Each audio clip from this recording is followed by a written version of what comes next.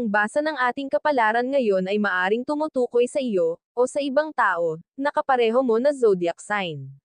Ito ay isang simpleng gabay po lamang. Tanging ang Panginoon lamang ang siyang nakakaalam sa magaganap sa ating buhay.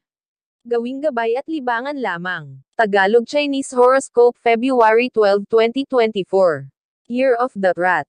May magandang mararating ang iyong pagkakawang gawa. Pero marami ka pang pagdadaanan na mahihirap na sitwasyon. Ngayong araw na ito ay makikilala mo ang tao na malaki ang maitutulong sa adhikain mo.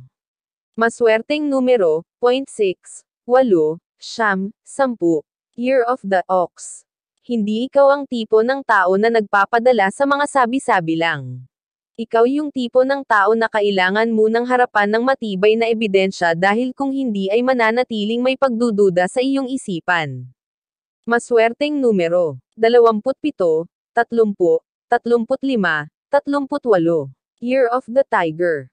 Wala kang magagawa sa gagawing desisyon ng iyong asawa tungkol sa mahalagang bagay na may kinalaman sa inyong pamilya. Kahit pa kontra ka rito ay alam mong kabutihan nyo lang din ang iniisip niya. Maswerteng numero, 0.55, 57, 61, 62. Year of the Rabbit. Ang stress na dati mo nang daladala ay madaragdagan pa ngayong araw dahil sa pagdating ng isang miyembro ng pamilya mula sa malayo. Bagamat masaya kang makita siyang muli ay hindi mo maiwasang mangamba sa dala niyang problema. Maswerteng numero, 12, 15, 17, 20. Year of the Dragon.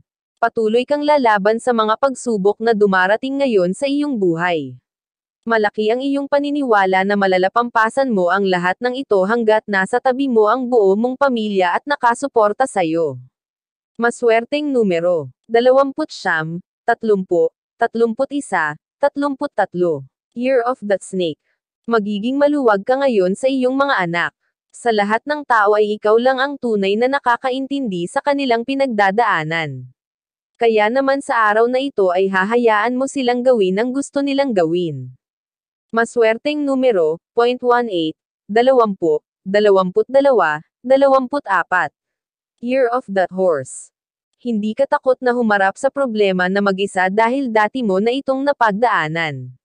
Kaya anuman ang harapin mo ngayon at wala ka mang maging katuwang sa paghanap ng solusyon dito ay sigurado kang makakaya mo. Maswerteng numero, 0.35, 39, 40, 46. Year of the Sheep. Isang pangako ang nakatakda mong tuparin ngayong araw para sa isang mahal sa buhay. Kaya naman kahit papano ay makakaramdam ka ng kasiyahan at kapanatagan sa buong maghapon hanggang sa pagsapit ng gabi. Maswerteng numero, 12, 23, 24, 30. Year of the Monkey.